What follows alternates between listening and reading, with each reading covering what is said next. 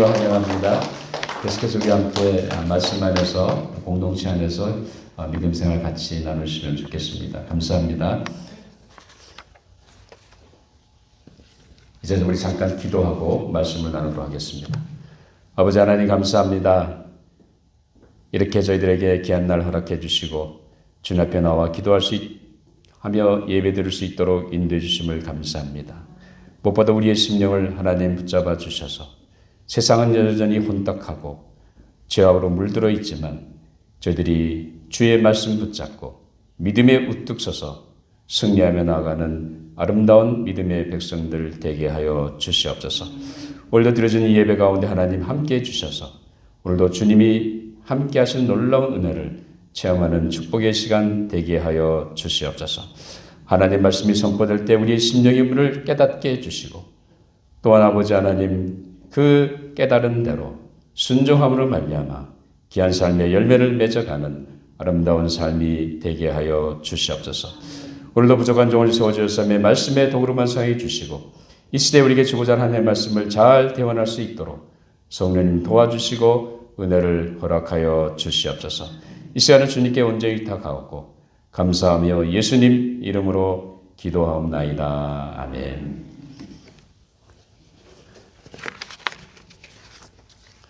우리 인간은 뭔가 일을 하려고 하면 어떤 도구가 필요합니다.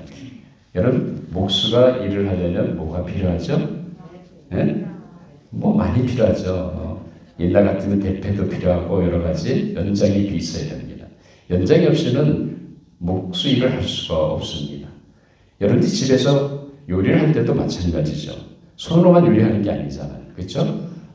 거기에는 쿡할 수 있는 도구가 있어야 되지 않습니까? 또 밥판도 그냥 밥하는 게 아니잖아요. 밥솥이 있든지 뭐가 있어야 됩니다.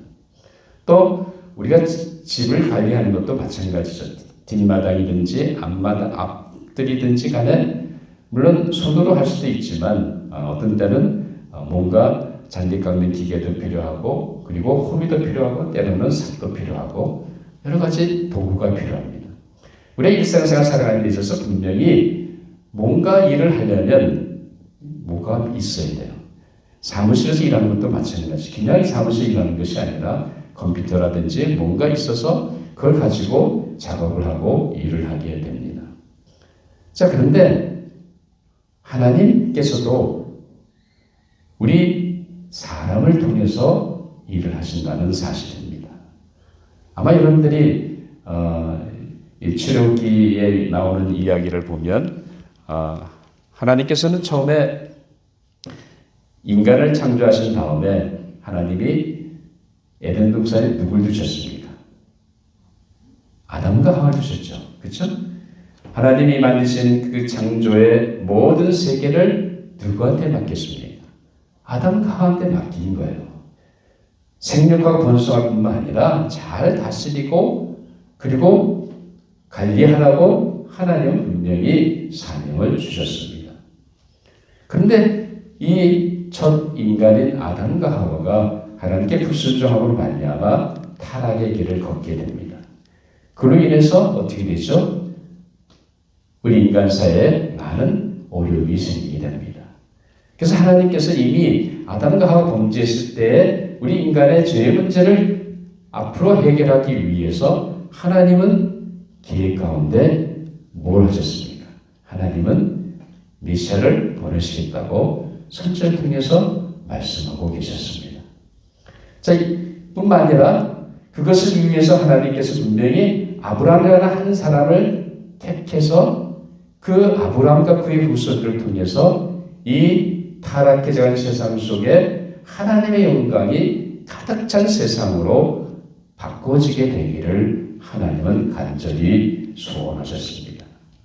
그렇지만 우리 인간은 그것을 따지지 결국은 하나님의 마음대로 하지 못하고 결국 우상을 섬기고 불순종함으로 말미암아 하나님 앞에 심판을 받기도 했습니다. 어쨌든 구약 우리 출애굽기 14장에 있는 말씀을 보면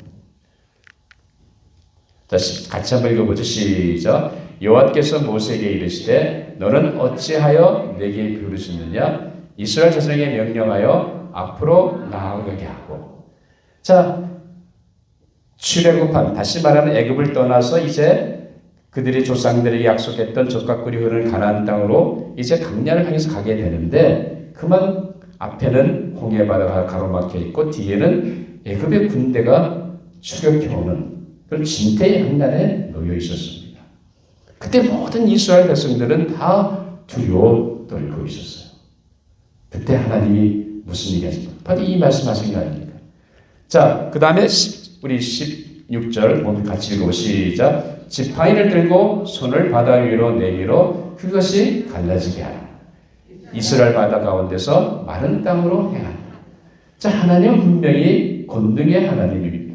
얼마든지 하나님이 말씀으로 명령하시면 그 홍해 바다 갈라져요, 안 갈라져요? 갈라집니다. 근데 하나님은 그렇게 하지 않으신다는 거예요.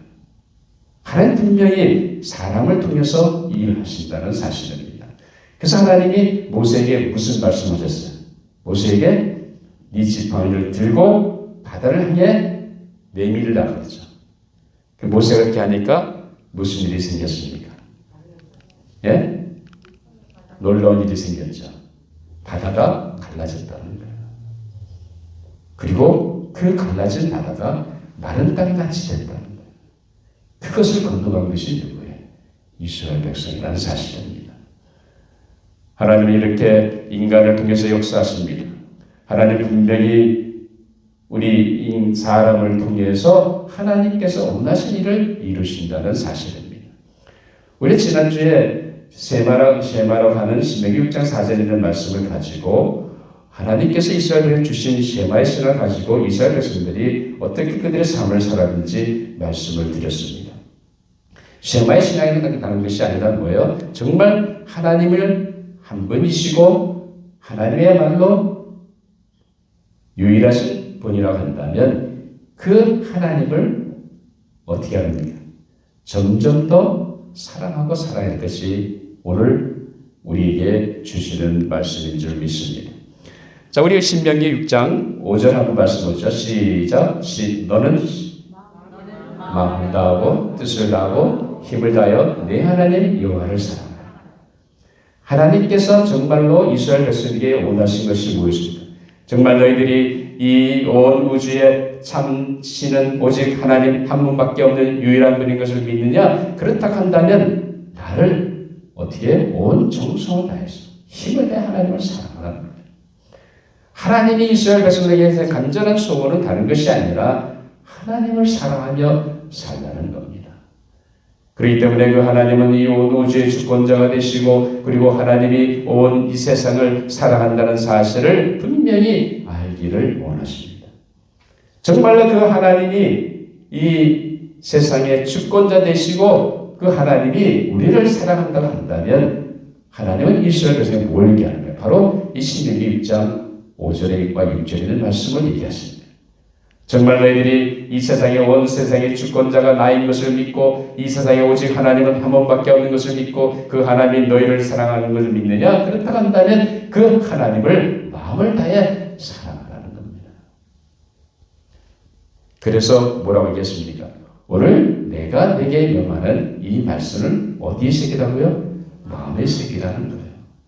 다시 말하면 이스라엘 백성들은 하나님께 분명히 말씀하는 것이 아닙니다. 그들의 심령 속에 이 말씀을 간직하고 순간순간마다 그 하나님을 더 열심히 사랑하며 살라고 하나님은 말씀하신 것입니다.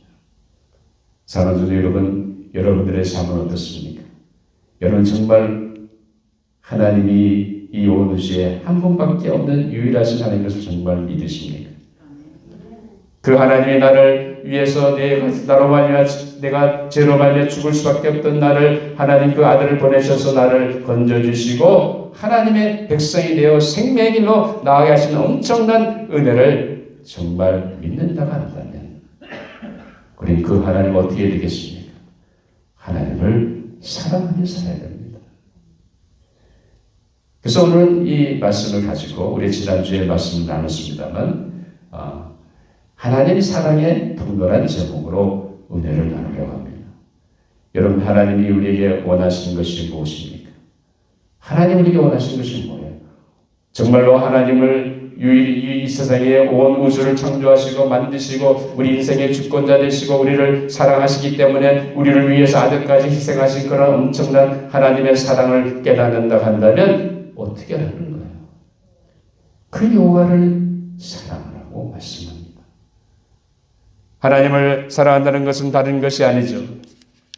오늘 우리가 이 말씀 속에서 하나님이 우리에게 원하는 것은 무엇인지 한번 찾아보도록 하겠습니다.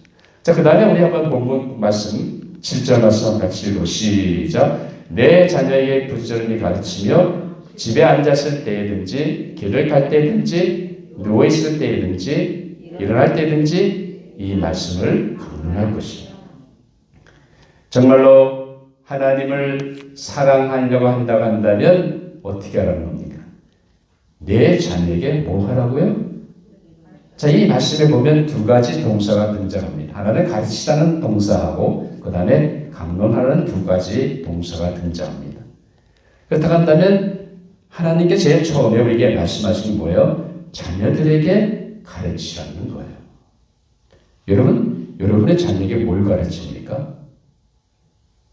출세해서 성공하러 가르칩니까? 뭘 가르치세요? 남에게 뒤지지 말고 항상 우등해라? 그거 가르치십니까? 여러분 손주들한테 뭘 가르치세요? 뭘 가르치셔야 됩니까? 네? 하나님 사랑을 가르쳐야 됩니다. 하나님이 나를 사랑하셔서 아들까지 희생하셨고 그 엄청난 하나님의 사랑으로 말미암아 우리가 오늘 이 지경까지 왔는데 사랑하는 자녀 손들에게 우리가 뭘 가르쳐야 되겠습니까? 하나님 사랑하는 법을 가르쳐야죠. 제 아무리 돈 버는 방법, 농사 짓는 방법, 또 건축하는 방법 이런 거 가르칠 수도 있죠. 그런데 그것이 근본이 아니잖아요. 가장 근본적인 것이 뭡니까? 하나님을 사랑하는 삶을 살도록 가르치는 거예요. 그래서 부모 교육이 중요하다는 겁니다. 사랑하는 여러분, 여러분이 자녀가 있든 혹은 손주들이 있든 우리가 하나님을 믿고 하나님의 사랑을 깨달은 자로서 우리가 제일 먼저 해야 될 것이 뭐예요? 하나님 사랑하는 걸 가르쳐야 됩니다. 그리고 두 번째 뭐라고 했어요? 여기 자세히 보세요. 집에 앉았을 때든지 그리고 길을 갈 때, 외출할 때죠. 누워있을 때 또 누웠다가 일어날 때든지 뭘 강론하라고요? 무슨 말씀을 강론해요? 하나님 사랑하는 삶을 나누라는 거예요. 여러분이 모일 때마다 우리는 정치 얘기도 하고 때로는 농사 짓는 얘기도 하고 친구 얘기도 하고 여러 가지 얘기합니다. 그런데 하나님이 오늘 우리에게 뭘 얘기하시는 거예요? 하나님 사랑하는 걸 나눈다는 거예요.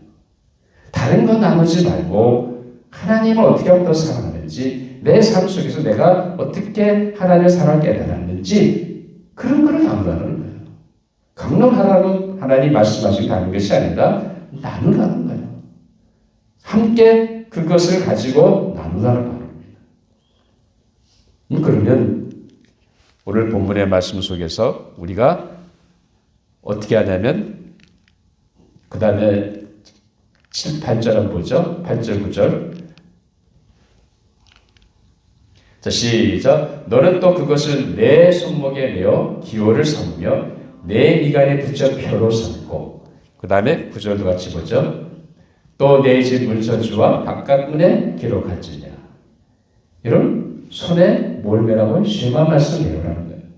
그래서 상징을 삼으라는 거예요. 내 미간 여러분의 이마에 뭘 붙이라는 거예요? 쉐마 말씀을 붙이고 다니라는 거예요. 그 다음에 내 집 문서주 뭡니까? 집 문서주 문자가 그렇죠? 저 문짝에 나갈 때 볼 수 있도록 쉐마 말씀을 붙이라는 거예요. 그 다음에 집 밖에 나갔다가 며칠 왔다가 들어올 때 대문을 열고 들어가야 되잖아요.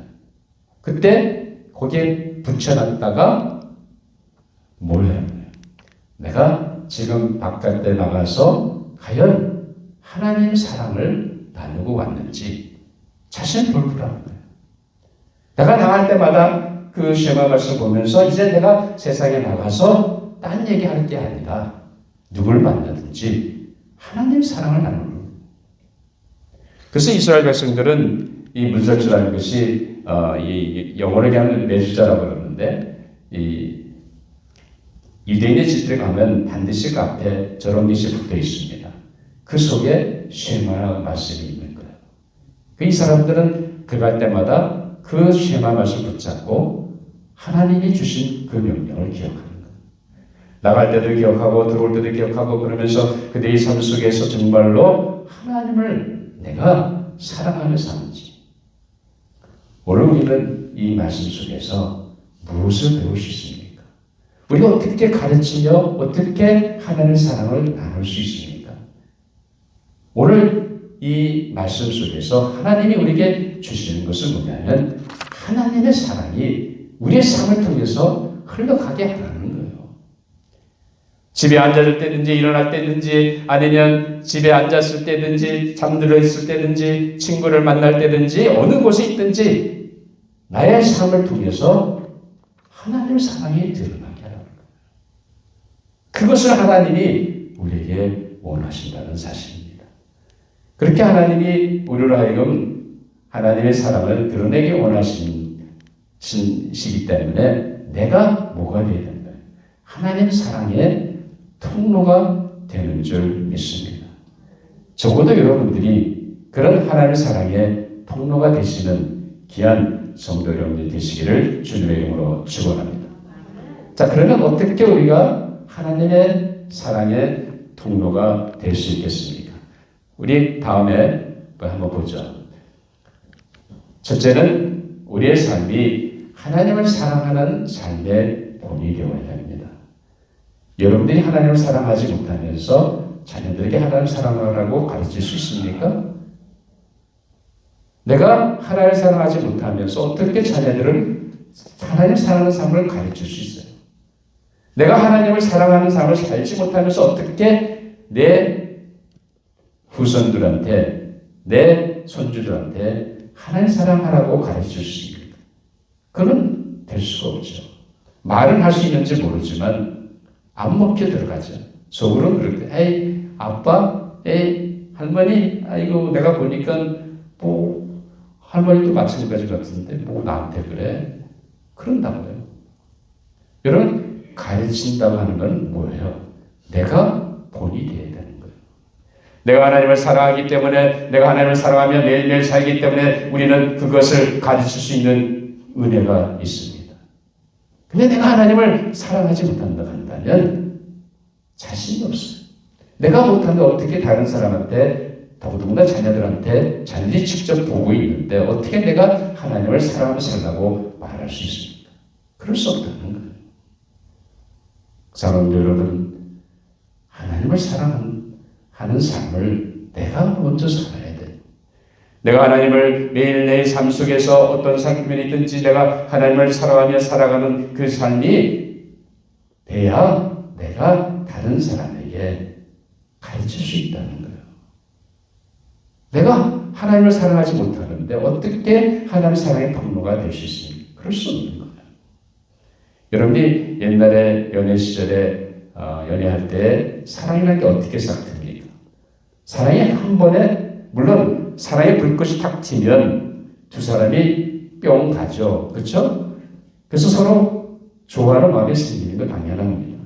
근데 이 사랑이라는 것은 자꾸 뭐 해야 돼요? 시간이 흘러가야 됩니다. 서로 대화가 이루어져야 되는 거예요.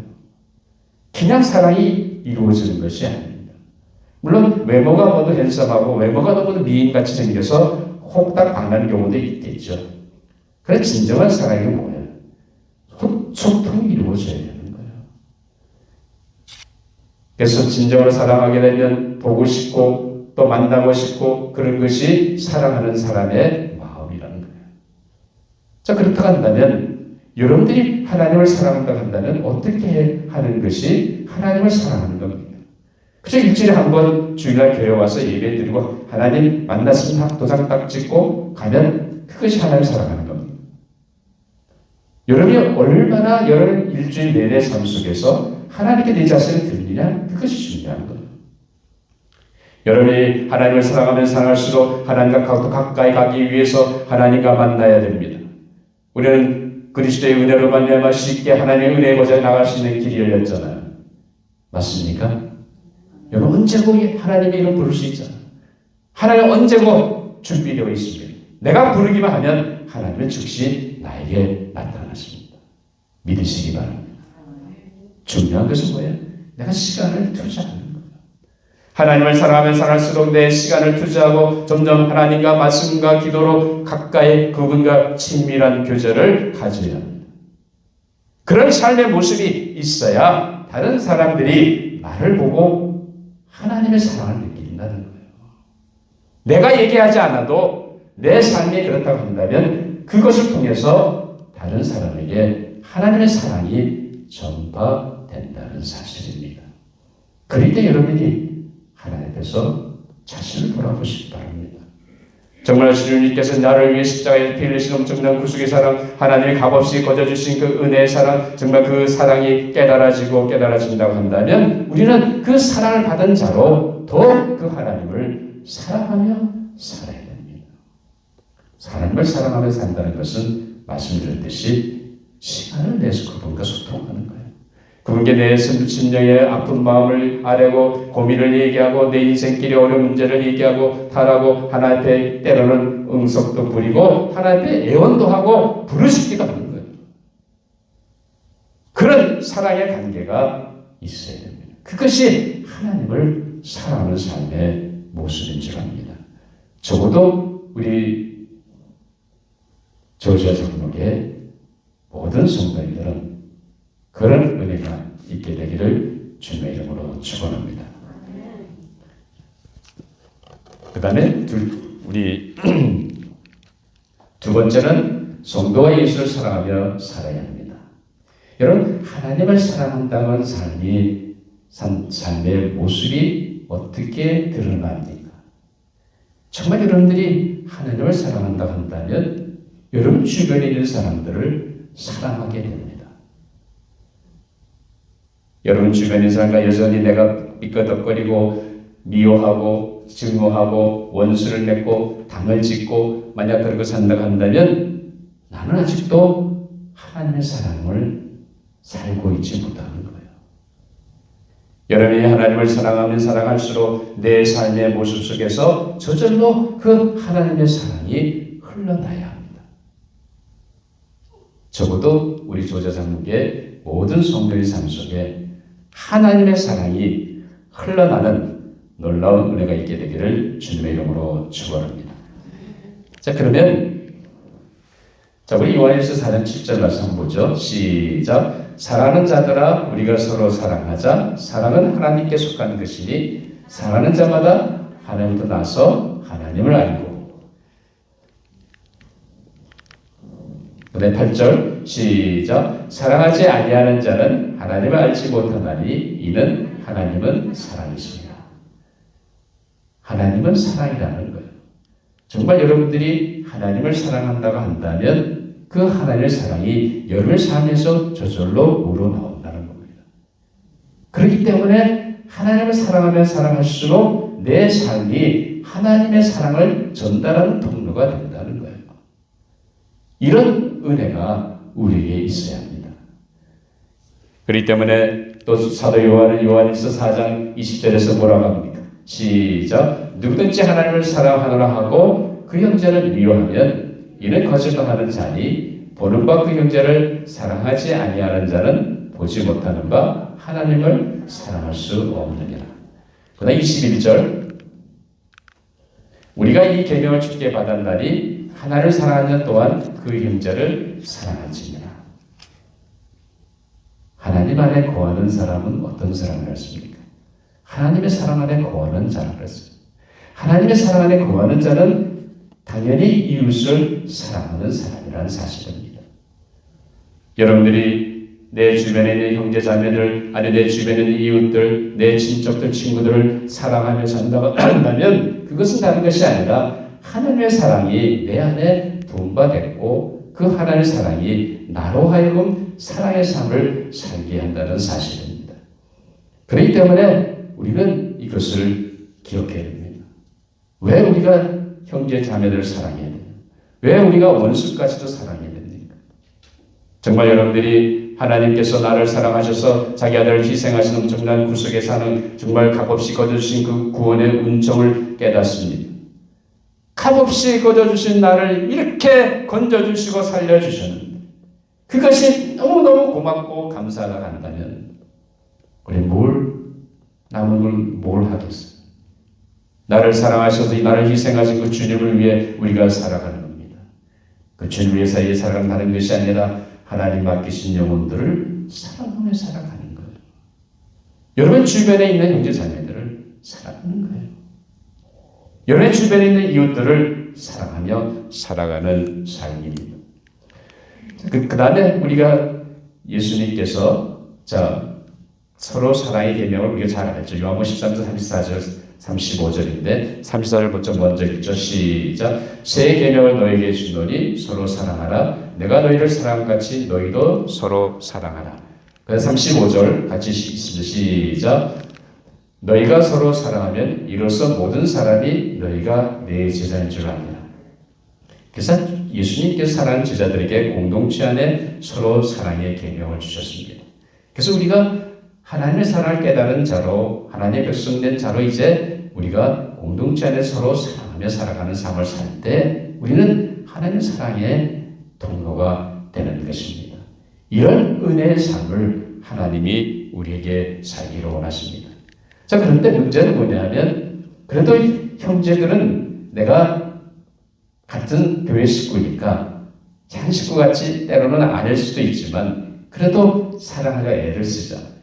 근데 문제는 이웃입니다. 예수님이 이웃을 향해서 뭐라고 했겠어요? 자, 우리 마태복음 22장 39절 시작. 둘째는 그와 같으니 네 이웃을 내 자신같이 사랑하라 하셨으니.